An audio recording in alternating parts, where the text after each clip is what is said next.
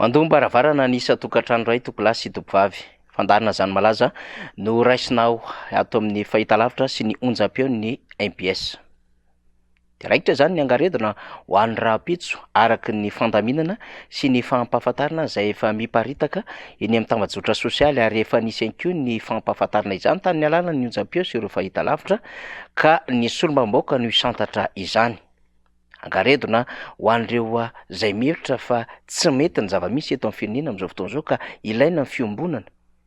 Angaredona izay ho an'ny famerenana ny tany tandalana ka hametrahana firaisan-kina ho an'ireo olom-boafidy no safidin'ny vahoaka malagasy mivantana tamin'ny alalan'ny fifidianana, ka hanambatra ny feon'izy ireo, hanambatra ny herin'izy ireo amin'ny alalan'ny fitantsana, filazana, fitenenana ary famontsim-pitsorana ny zava-misy eto amin'ny firenena. Satria nampidiriny ny fanjakana amin'ny alalan'ny mpitondra fanjakana tao anatin'ny tetezamita i Madagasikara andro vitsivitsy lasa izay, satria nisy ny fanonganana mpanjakana teo amin'ny androm-panjakana, coup d'état institutionnel nataon'ny fitondram-panjakana, ka ny motera lehibe nanodinina izany de ny fitsarana avy momba lalam-pandroenina.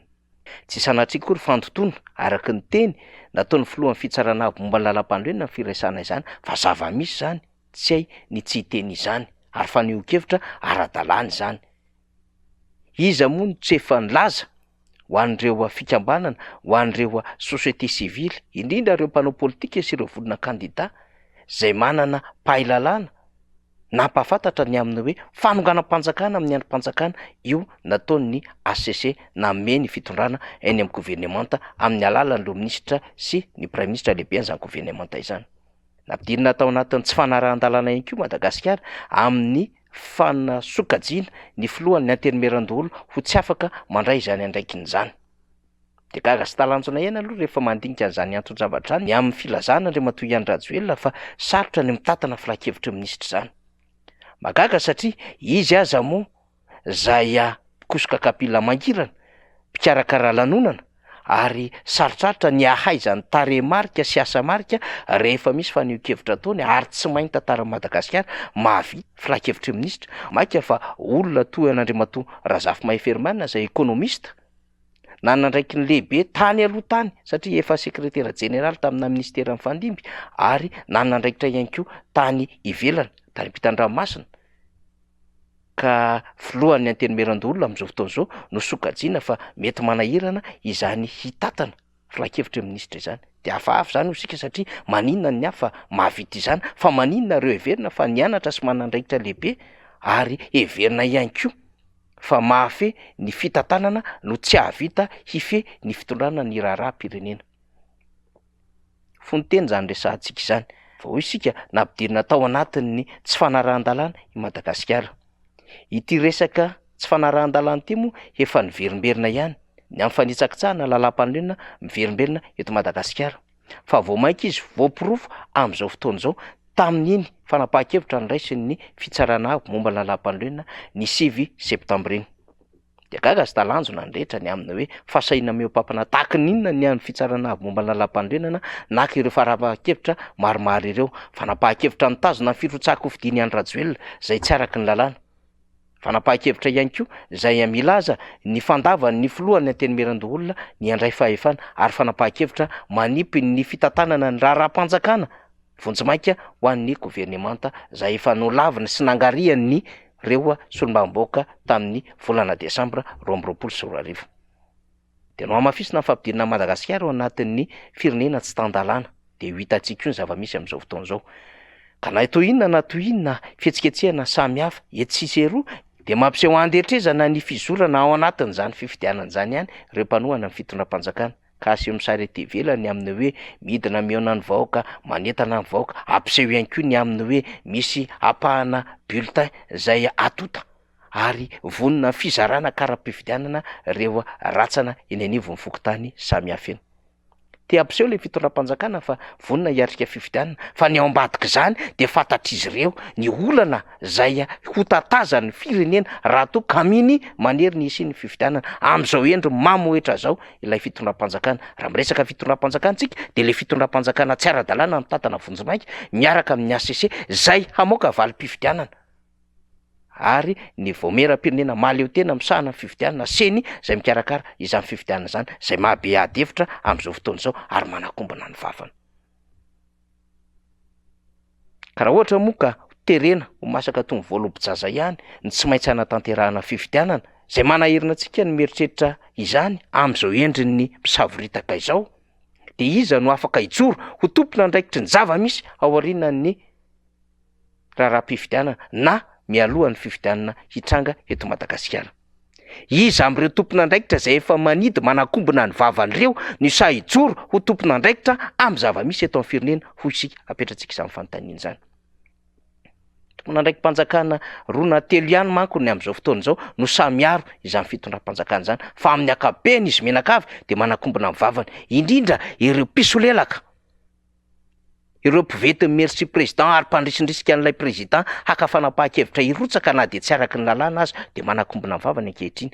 Fa misy tanan'olona tsy tany ambadika any mibaiko ary miezaka mandrisika ny hirosona amin'izany fifidianana zay hahafahana mametraka ny kandidam-panjakana izany. Izy ireo ary tsavy izy ireo hijoro tompona andraikitra amin'ny zava-misy eto amin'ny firenena ao aorianao. Efa napanahy besy maro izany trangan-javatra izany, ary izany indrindra nahatonga ny FFKM tokony ho tohizana bebe kokoa ny fiainona sy ny fifampiresahana mba hisorohana amin'ny korotana sy ny ady an-trano terak'izao fifidianana izao. Tsy efa fampitandremana ve zany sy fanomezana varavarana hahafahana miditra ao anatin'ny fifampidiana eo amin'ny rehetra.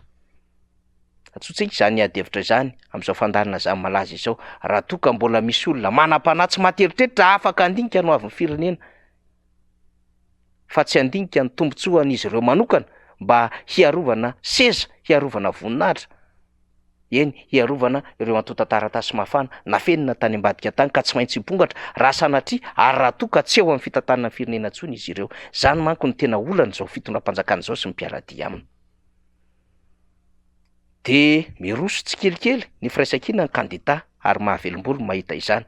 Miroso tsikelikely ihany koa ny firaisan-kina andreo solombavambahoaka zay ihany androm-panjakana voafidim-bahoaka mivantana sy mbola mijoro ara-dalàna sy manao ny asany amin'izao fotoana izao, ary mijoro ihany koa ireo firaisan-kina andreo fikambanana société civile, vondrona antoko politika samihafa ary ny olom-pirenena zay efa samy maneho hevitra eny amin'ny tambazotra sosialy, ny amin'ny hoe vonona raha toa ka misy ny fidinana an-dalambe sy ny amin'ny hoe efa nandeha tongotra ny tety Antananarivo niaraka tamin'ireo t-shirt zay misy sainam-pirenena sy fahavononana hiatrika zay antso ho an'ny olom-pirenena izany.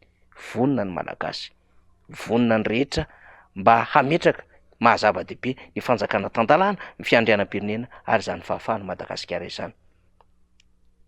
Marantsika ny fandarina de ny hira Madagasikara tanindrazanay. Zany zava-misy zany malaza makasitraka topola, makatelina topovavy.